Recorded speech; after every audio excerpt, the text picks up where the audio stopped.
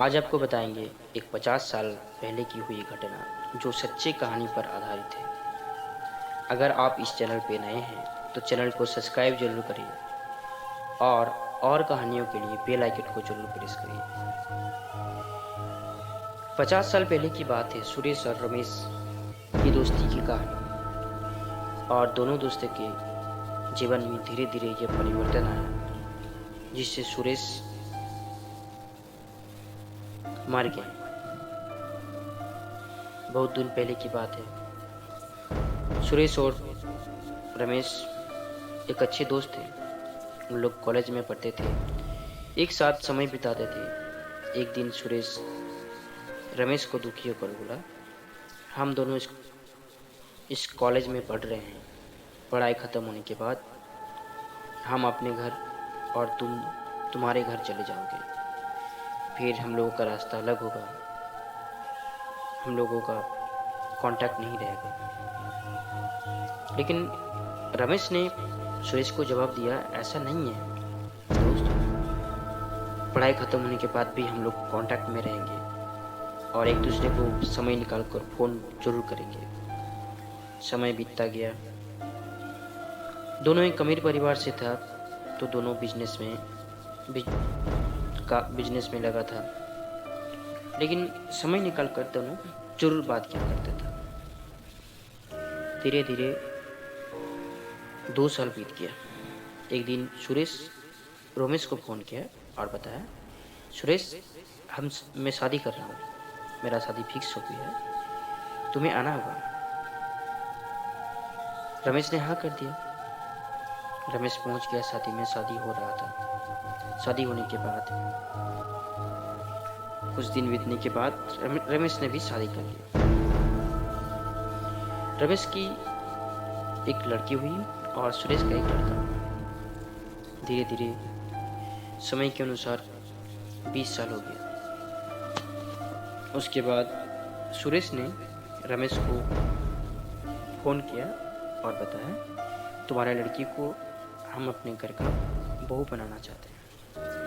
रमेश का बात सुनकर सुरेश ने मना नहीं कर सका। सुरेश ने हाँ कर दिया, ठीक है, मैं ज़रूर बहू बनाऊंगा।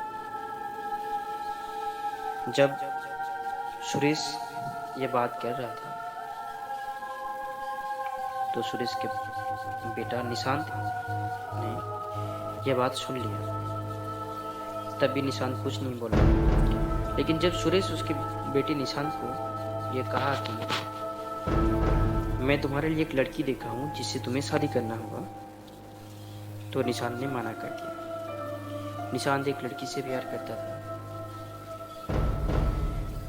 तो इसीलिए निशांत ने कहा मैं उसी लड़की से शादी करूँगा।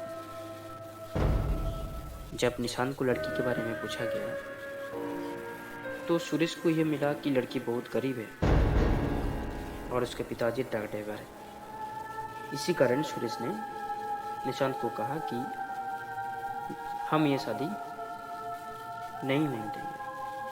मैं जो लड़की को पसंद किया हूँ, तुम्हें उसी से शादी करना होगा। निशांत ना बोल दिए और निशांत के जीत के आगे सुरेश धीरे धीरे मान गया। लेकिन सुरेश के मानने के पीछे षड्यंत्र था। शादी हो गया। कुछ दिन के बाद निशांत की बीवी मर गई। कैसी मरी यह पता नहीं चला। निशांत को भी समझ नहीं आया। चारों तरफ दुख ही दुख था। निशांत रो रहा था। लड़की के पिताजी भी आए। फिर पोस्टमार्टम करवाया गया, लेकिन उस रिपोर्ट को पैसे लेकर दबा दिया। समय के अनुसार सभी रीति रिवाज को मान के निशांत की बीवी को जला दिया गया।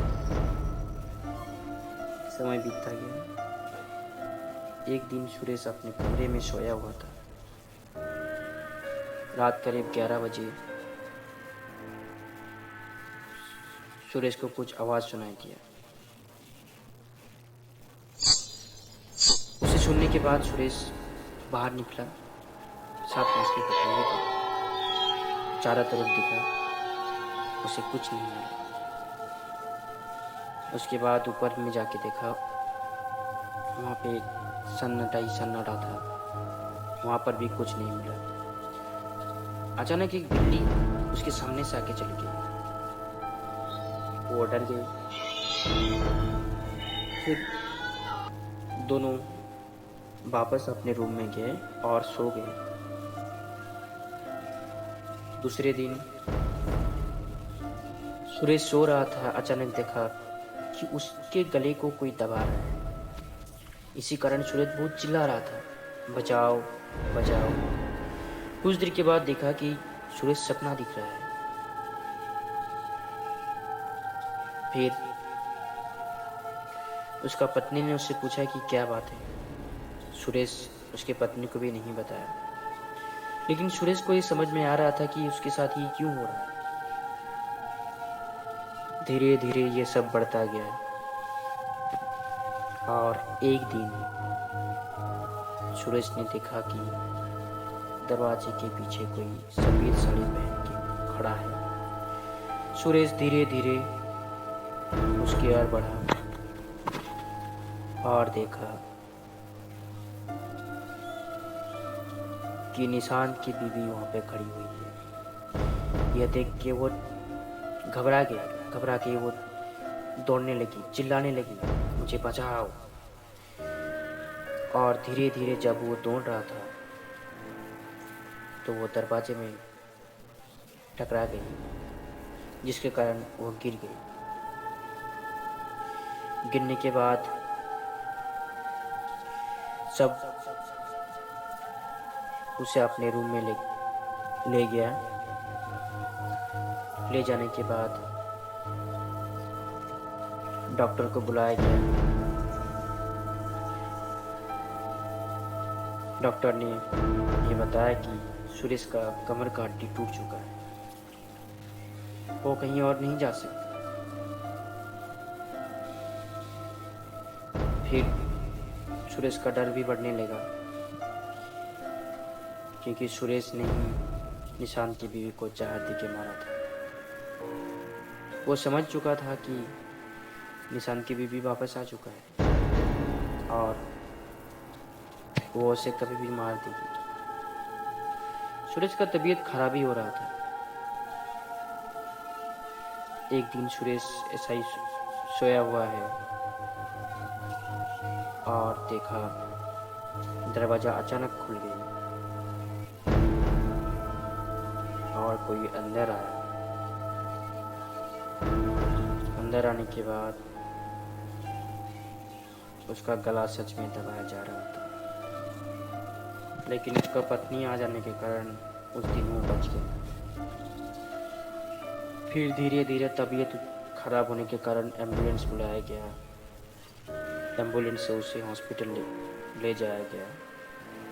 हॉस्पिटल में भर्ती कराया गया, लेकिन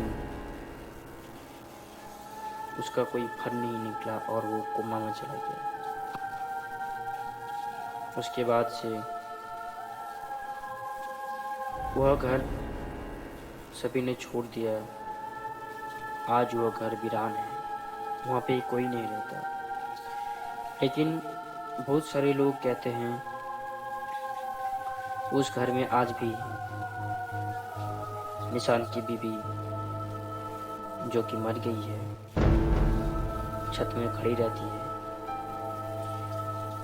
और घर से अजीबोगरीब आवाज आती है।